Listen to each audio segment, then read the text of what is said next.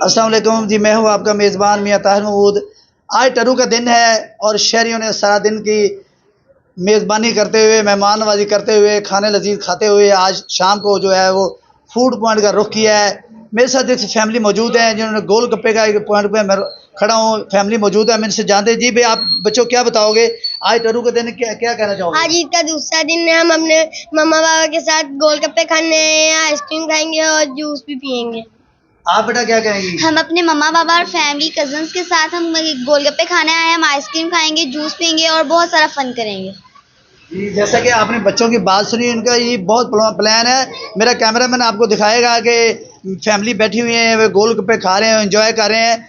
और ये सिलसिला जो मुझे अभी तक लंबा चौड़ा लग रहा है, एक रात गए तक ये खाने पकाने और जो फूड पॉइंट्स है, गोलगप्पे, आइसक्रीम और गोले जो वगैरह खाने के लिए शहरियों ने, बच्चों ने शहर का रुख किया हुआ है।